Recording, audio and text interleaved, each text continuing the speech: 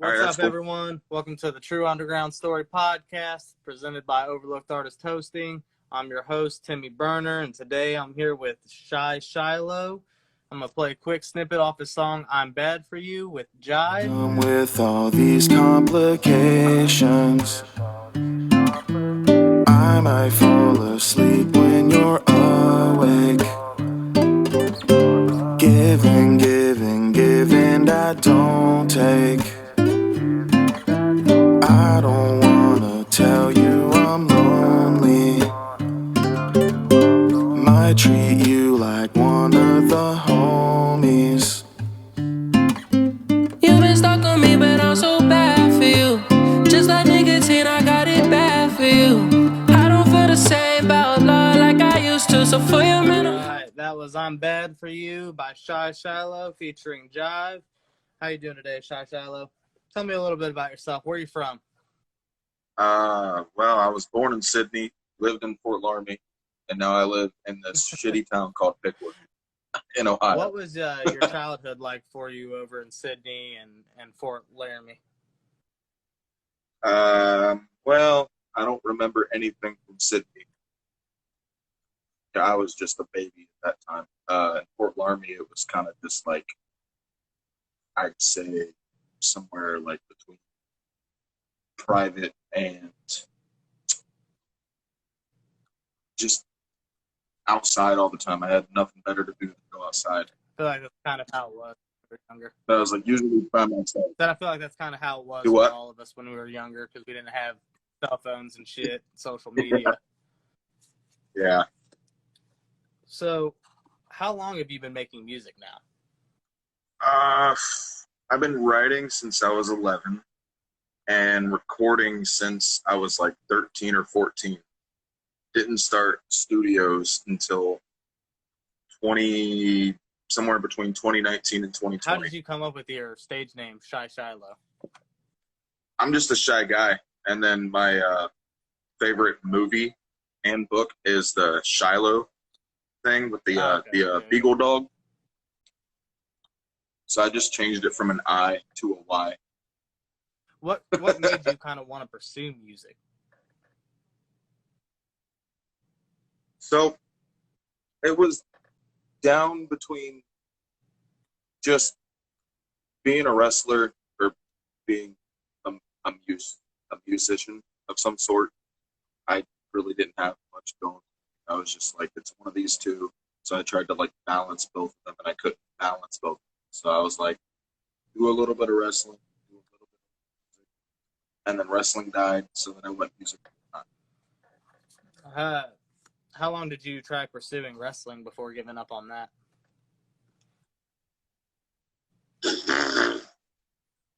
Probably 10 years. For a long time. Yeah. What was some of the music you kind of grew up listening to as a child, whether it was by your choice or what your parents had you listening to? Against my will, it was country. Just straight country and classic rock. Yeah, I probably listened to country until I was about 8 or 9, and then my older brothers kind of started having me listen to hip-hop and stuff, and I ain't ever gone back to listening to hip-hop. For me, it's hip-hop. I'll listen to some R&B from time to time, but if I'm not listening to hip-hop, it's usually like alternative style music. I mean, I don't blame you there. Country has never been a thing for me. It just bores me. It's like hit and miss sometimes, you know. Who would you say is probably one of your favorite artists that you listened to growing up after you stopped having to listen to country and classic rock? I would Eminem. definitely say Eminem. What did your friends and family kind of think when you told them you were going to start pursuing music? Some of my friends they questioned it, and then a lot of them accepted it. They're just like, you can do you. And then a lot of my family kind of just like disowned me. They're like, they didn't really care. I was like, whatever, I'm just going to do me. What do they think of the music that you make? My family hates it. Most of them. My friends, they like it. I could see that. I could see why your parents probably wouldn't be the biggest fan of it. What artist would you say kind of influenced your style?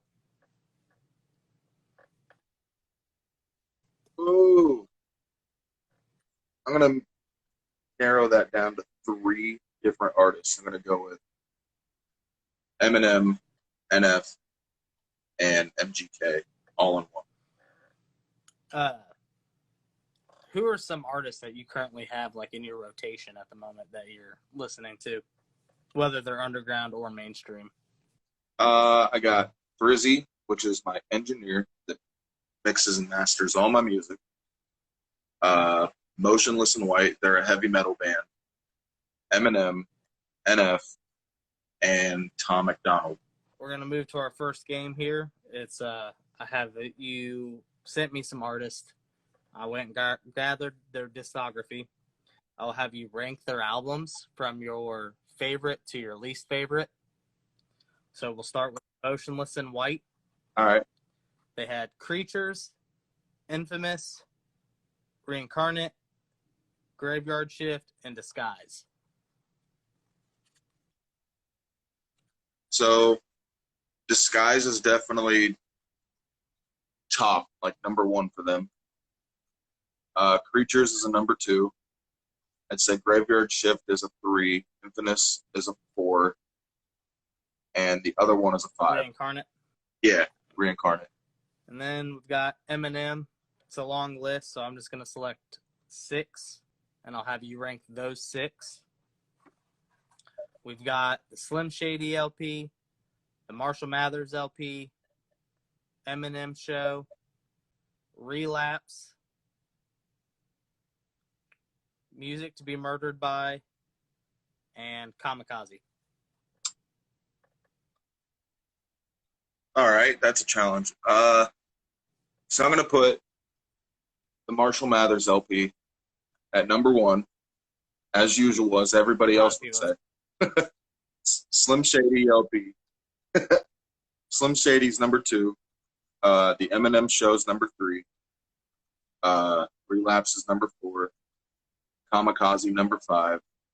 And Music to Be Murdered By number 6. I can't hate it. I'm a huge fan of Eminem myself, so I'm been a fan of all his projects. So for me, it's hard to try and rank anything of his. Oh yeah, it's pretty difficult. We've got NF. He has Mansion, Therapy Session, Perception, The Search, and Clouds. Woo, that's a tough one. So I'd put Therapy Session as a number 1. The Search is a number 2. Perception is 3. Mansion is 4. And Clouds is a 5. I can't hate it. I was a big fan of Therapy Session and The Search. I like Clouds a lot, but it's not as big. It didn't have as many tracks as the other projects did. Oh yeah, you always want it to be longer than what they have. You always now want as. more. Then we've got Linkin Park. We've got Hybrid Theory, Meteora, Minutes to Midnight, 1,000 Suns, Living Things, and I'll just leave it there. I'm gonna leave out their last 2 albums.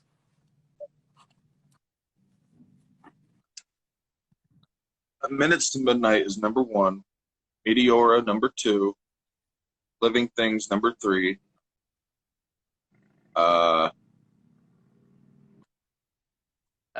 What were the last 2 again? And 1,000 Suns. Hybrid Theory is number 4, and 1,000 Suns is number 5. All right. Then lastly, we've got MGK. You've got his first 4 albums under hip hop, and then his 2 new under pop punk. But I'm gonna go ahead and put them all together, and you can rank them that way. You got Lace Up, General Admission, Bloom, Hotel Diablo, Tickets to My Downfall, and Mainstream Sellout. Hotel Diablo's number 1. Lace Up number 2. General Admission number 3. Tickets to My Downfall number 4. Mainstream Sellout number 5. All right. What about Bloom? Did I not say Bloom? Bloom is hit and miss. I didn't really care for that Yeah, album, I feel to like be honest. Yeah, tried to come back with Hotel Diablo. I like some of the songs off Hotel Diablo, but Lace Up will probably forever be my favorite actual like hip hop album of his. Oh yeah, that was a great one. So, who is an artist that, if money wasn't a problem, is somebody that you would really like to get like a feature from one day, or just collaborate with in general?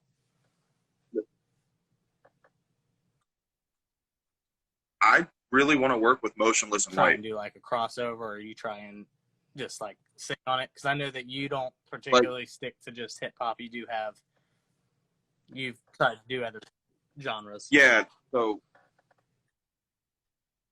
it would, if I did a song with them, it would be like a mix of like probably rap, pop punk, and heavy metal all in one. The heavy metal would come from their end, and then the other two would come from my end. That'd be pretty dope. What's one of your favorite features you've done for an artist, like a feature that you gave to somebody else? I'm gonna go ahead and choose Therapy with Andy D. I think I've heard that one. It's a pretty good track. I like Andy D. I'll have to get him on here one day too. What's your favorite feature you've received? That's a tough one. Wow.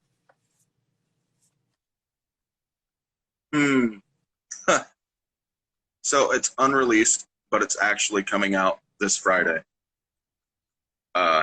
It's from Regina Malum. We have a pop punk song called Sorry, Not Sorry, Bitch. Actually, we'll have her on next Wednesday, I do believe. Oh, no. I'm sure me and her will talk about that when she's on. What would you say has probably been one of the most rewarding things for you as an artist? Just probably the feedback from everybody. Like, I put out a song and then people tell me that they like it or they hate it, and they tell me what I could do or what I need to change. I feel like that's the most important part outside of everything else. So you actually appreciate when people kind of give you constructive criticism on your work to try and help better. Oh. Yeah, That's yeah, good. definitely. I think a lot of artists can kind of be closed-minded at times with that, where they don't really particularly want someone's opinion on it because they already think they're at their top of their game. But in my opinion, you can always... Oh, yeah. Oh. What would you say has probably been the hardest thing for you as an artist? Writing the songs. Do you deal with writer's block a lot? Here and there. You want to make sure you don't repeat yourself on new songs with stuff that you've already done. So you go back and you listen to everything continuously on repeat, and it's just like, oh, I already said that. Well, I need to change it and say something else. Yeah. Have you got to do any music videos yet, or is that something you're planning on wanting to do here soon in the future? So I'm not entirely sure how to do them when it comes to like matching the audio, like with lip syncing and the video. But I've thought out like cinematic type stuff where there's no lip syncing. It's just a bunch of like movie kind of things with no and just dialogue your song playing like in the background of almost like a silent film with your music in the background. That'd be pretty good. Yeah. I mean, I don't know the first thing about that type of video editing. That's a whole different thing compared to this, because when I save this video, it automatically saves that audio file for me with it synced up. Shout out to videographers, because I don't know how the hell they do that shit. Right, so, though. If you approached somebody on the street that didn't know you or hadn't heard of you, how would you describe your music to them to kind of give them an understanding of who you are as an artist? I would probably say that it's not anything you would hear on the radio, honestly. Like, it's just so out there. Like, I'd make songs that should not be good, but they end up being, like, really good in the end. But you never hear it on the radio because of what they're about. I understand that, yeah. They definitely don't like to... Anything that's above a certain level of explicitness, they ixnay real quick. Oh yeah, they're always about that. My favorite's when they take songs that are extremely fucking vulgar or dirty and they change the song and it's just like pointless. Like it doesn't even make sense. I want to say it was, I don't remember what year, but it was shortly after Lil Wayne had released a song called We Be Steady Mobbin'. They put that on the radio and every other word was censored. I was like, what was the point in even putting it on the radio at that point? Literally though, that's just too much. Like, no, I can't. If I make a clean song or if I have someone edit it, I'm not gonna put a whole bunch of cuss words to where it's like not even enjoyable at all. It's just kind of like silence or a beep. Yeah. Like, why would you want to do It that? doesn't make sense. So moving on to our next game, we've got a segment called This or That. I'll present two options to you, and you'll tell me which one you would prefer to ride around to more. So firstly, we've got Blink-182 or A Day to Remember. A Day to Pierce the Remember. Veil or Black Veil Brides. Pierce the Veil. MGK or Lil Peep. Lil Peep. Surprising. I feel like I was expecting to go MGK on that one. Yeah, I love Lil Peep. I love Lil Peep. Sucks that he was gone that fast. Juice WRLD or Juice WRLD or XXXTentacion. Juice WRLD. Yep. Jack Harlow or G-Eazy. G-Eazy. Not a fan of Jack. Yeah. I like Jack a little bit, but not as much as I've heard more G-Eazy. So I'm more on that side of it. And then lastly, we'll do Wiz Khalifa or Kid Cudi. Wiz Khalifa. So I know a lot of artists, they'll record a bunch of songs and then they'll release them slowly over time. How many songs would you say you're sitting on right now that are just back cataloged? Yeah. Just like not released or just all together? A total of 21 unreleased songs right now. With them, like releasing them as singles or putting out another album? Oh yeah, it's another album. I got 10 more to do, and then after that, I got to pick a date and then you're gonna put out a release 31-track album. God damn. Yep. Got to be different. Yes. That's a long album. What's the average track time on that? Oh, I want to say it's over an hour. It's probably like an hour and 20 minutes, maybe. I could be wrong. That's different nowadays, man. Like back in the early 2000s and 90s, that was probably typical. But shit, now most artists, they put it on an album, it's like 40 minutes at most. Because every song is like a minute and a half to 2 minutes. For real. What would you say is probably more important to you, your monthly listeners or how many people are actually following you on Spotify?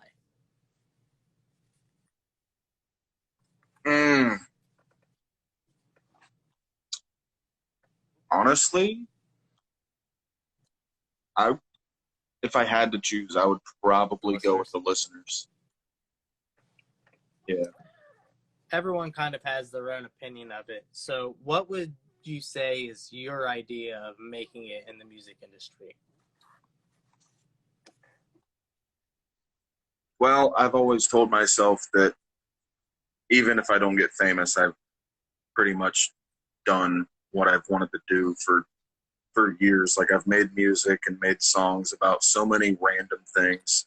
So, like, getting famous at this point, like, it's damn near impossible. So I'm not too pressed about being, like a super intense famous person that gets in the news and social media every single day. So it's just like, it's whatever to me.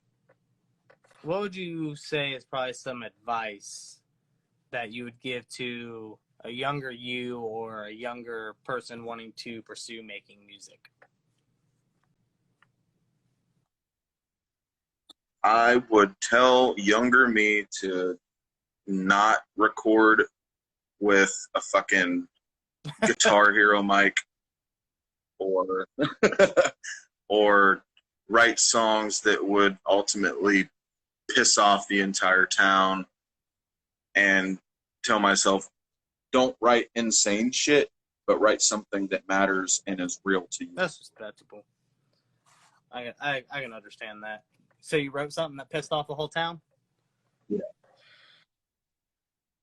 Quite a few songs, and I still do, but not as much as I used to. Hey, man. Everyone's got opinions these days. So, Yeah. My last question here, before we start discussing your discography, is what change would you like to see in your community?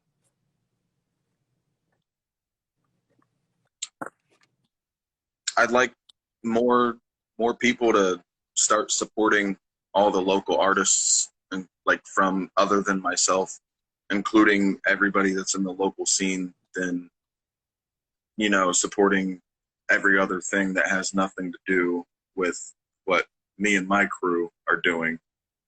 If, like, you got independent artists versus mainstream artists, I'd rather them, you know, you can listen to mainstream artists. I do every day, but I'd prefer them to, you know, at least support the independent scene a little bit more than what they normally do. I completely agree with that. I had made a whole TikTok explaining how supporting local artists really isn't that time consuming, or it doesn't even have to be expensive, because nobody's saying you have to go buy their album on Google or Apple. You can go stream it on YouTube or Spotify for free, that stuff you're already using. Yeah. Literally, though. Like, even a share on Facebook, like, 2 clicks, boom, you're done. Like, that's all it takes. You brought up Andy D. I know Andy D is also into wrestling. He's a amateur, semi-pro wrestler, I believe, correct? How did you and Andy come about meeting? So, we met when we were, like, I want to say, like, 13 years old, through another guy. And we just came out to his house, and he had this wild dream of, like, pretty much beating the shit out of each other and all of our friends for fun on YouTube. And I was like, sure, why not? Let me be a part of that. Did you and Andy wrestle together too then? Oh yeah, plenty of times. He's Yeah. just still chasing that dream. So good for him. I mean, I'm glad that you found a lane. You found something you're passionate about with music. So moving on to your music, we're going to talk about 4 of your singles, and then we'll talk about your albums. What was your creative process for Not a Prayer But Close Enough, the track that you did with Andy D? So I have this ongoing mental battle with, you know, God, for me personally. And I wrote the song. I found this beat, and I sent it to Andrew, and I was like, should I use this? And he said, yeah, you should. And then I was like, okay, hang on. So I started writing stuff while I was at work, and I finished it when I got home later in the day, but I didn't have a chorus. So I was like, Andrew, I know you're really good at choruses. See if you can come up with something. So he came up with something, and it was pretty much like I wanted to send like a prayer, if you will, but not exactly, and just start talking about how I have like issues with God, drinking, wanting to be alive, and life in general. Would you say music's kind of like an outlet for you? Absolutely. I've noticed that's an ongoing theme for a lot of artists, that music is kind of their outlet. Whether they're listening to music or writing music and doing music, it's like therapeutic for most artists. Yeah, absolutely. So, moving on to your next single, I Fucking Hate That You're Gone. What was the creative process for that song?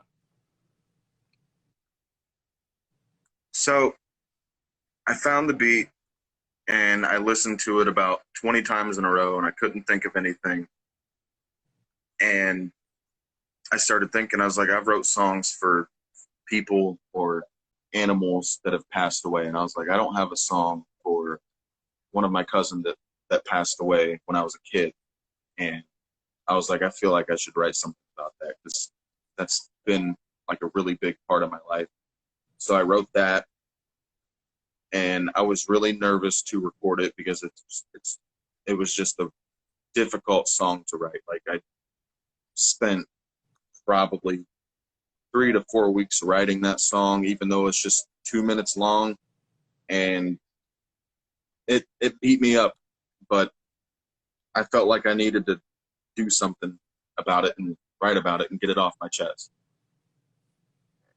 I've gone through similar things. So once again, it just comes back to music being an outlet, you being able to write out what you're feeling to help yourself mentally in a positive way without having to use drugs or alcohol to numb pain. What was your creative process for You Asked for This? Man, so I started writing these songs, these pop punk songs, and this dealt back with the Revulsion album, and people weren't like hip to the genre switch, and they started saying I was soft, and they started like judging me and ridiculing me for pretty much writing about my feelings and being like a corny person that opens up because, you know, they have the stigma of men don't talk about their feelings, men don't cry. And I was like, all right, if you're going to keep saying this stuff, then I'm going to write something that's going to make you change your mind. So I took an alter ego that I created called Charles. It's pretty much a demon. And I was like, I'm just going to say some off-the-wall shit, some shit that's going to piss people off, and just go off. And hopefully they hear it and they stop talking about it. That's pretty creative to come up with like an ego that's a demon. Then what was your creative process for I'm Bad For You, the song we played earlier that you got with Jive? That one, I just randomly listened to a song by Stained, and I was like, I want a song about like being bad for somebody. So I just wrote something and then asked Jive to jump on the chorus last minute. He came in and did it. So it wasn't really particularly about anybody in general. It was just something I wanted to do. Is there any songs that you would like to talk about that you have directly aimed at anybody?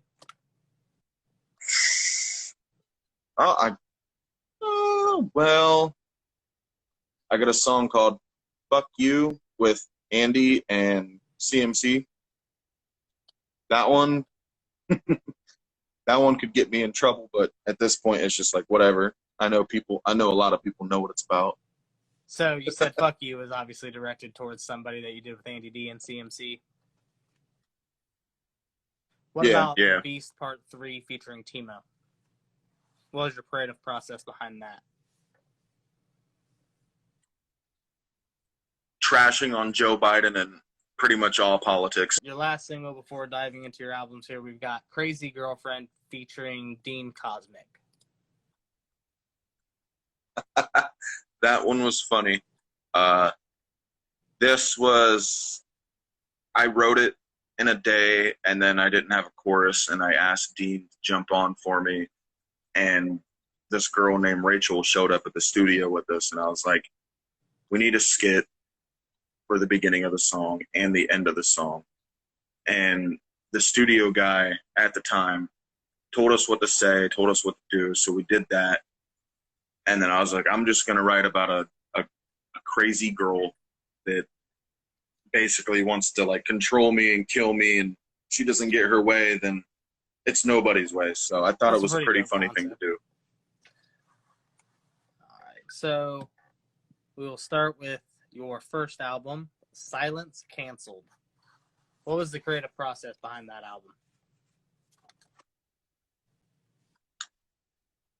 Pretty much just like starting off like a jump start of who I was and my life, and basically just attempting to be as fucked up as I could be and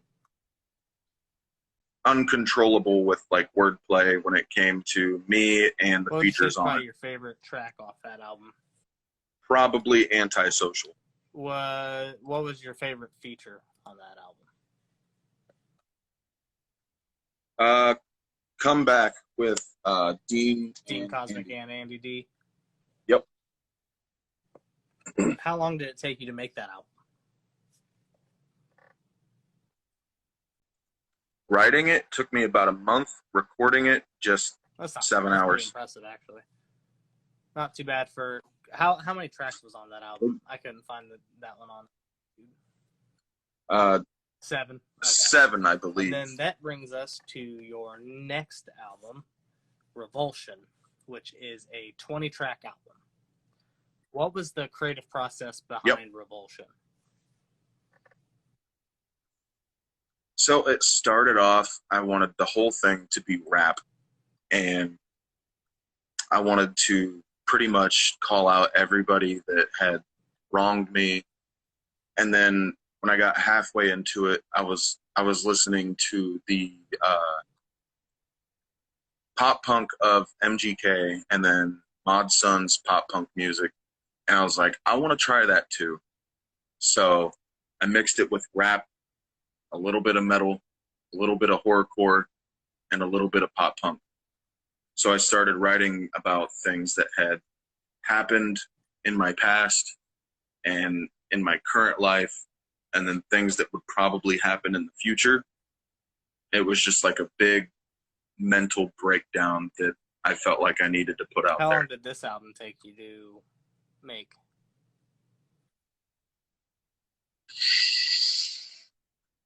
Under a year. I'd say about 7 or 8 months. 20 tracks. That's a lot to have to get in. Yeah. Who? Oh yeah. What would you say is probably your favorite feature that you got on that album? Let's say there's quite That's a few difficult one. there. It's down. Yeah, it's down to Chillin On A Saturday with Thrizzy and probably Apophis with Dean Cosmic and ICA. Don't get me wrong, CMC is really good on there too. Like, he's really good. He's so underrated. What was you have a track on there titled Therapy Section. What was the process for that track? That was just basically talking about my time in high school on to graduating and having an alcohol problem. And I decided that I needed to, nobody wants to talk about their feelings, so it's easier to put it in music. So I just decided that I felt like I needed to write about the mental issues that I deal with on a daily basis since I was a teenager. Well, I'm sure, I don't know if you had thought about that before, but making a song like that, that's probably something that's really relatable to other people, so that might bring them solace in knowing that somebody else is the same thing. Oh, yeah. The goal for those things, like whether it's just for me or not, I hope that somebody out there can hear it. Whether I get famous or not, they can at least relate, and it helps them. That's definitely appreciated as a music consumer. What was the process for Chillin On A Saturday that you had brought up with Thrizzy? That one. So he was one of the last ones to jump on the album, and I told him we should have a party song. So I came up with the concept of having a party in his house, and then he hit me with the twist. He's like, okay, what if we do one where it's a party in the house, but it's not going how a normal party goes, and we have a bunch of people steal his car and they drive off with it. So we're in the studio and we're talking about a party, and then we're talking about why are people doing these drugs? We don't see the hype in it. We'd rather make a song and make some money, and then someone takes his car. Hey man, that'd almost be one to get a videographer and try and shoot like a funny music video for? We've thought about it. And then I'll ask about one more song here. You've got a song on here. Well, we'll ask about 2 more songs because I want to know, what is the warning skit at the very beginning? That one. Okay. So the whole album is pretty much like a big, giant middle finger to everybody around me that doesn't like me. And then just as in general, like a warning for everybody that does like me to listen. If they easily get offended by something, no matter what it is, words, actions, or whatever, they should not listen. And if they do, I don't care if they get offended by it. Hey, at least you put it at the beginning. You got a song titled Demon. What was the process and what made you decide to write Demon? That was the start of transitioning the character Charles. So he was a character I came up with in wrestling. Pretty much no filter. There was no boundaries. No matter what, there was someone that was going to get mad. All the wrestling moves were named after tragedies, like horrible tragedies. So I was like, wrestling's dead. Let me bring it into music. So I brought that in and I started writing about it. And I was like, this is like the intro, if you will, to Charles, because nobody knew what it was beforehand until I wrote that song. And it was also basically a warning.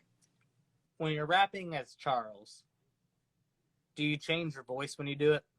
Do you try and go like deeper? So it's kind of like a raspy, angry, yelling voice when I'm doing the Charles voice. And then you also have a song titled Charles. But what was the process behind Idiots?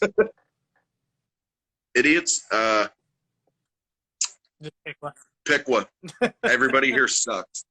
Everybody here sucks. Oh, shit. So you're a big fan of wrestling. Who was probably your favorite wrestler growing up? It's down between Chris Benoit and John Cena. Chris Benoit was amazing. I was a big Stone Cold fan. Absolutely. Did you get into the video games much as a kid? A little bit here and there. About like somewhere between 2K10 and 2K15, and then I stopped after that. Fucking them up every year. Yeah, I heard. Another disappointment. All right. So, lastly, do you got anything you want to plug?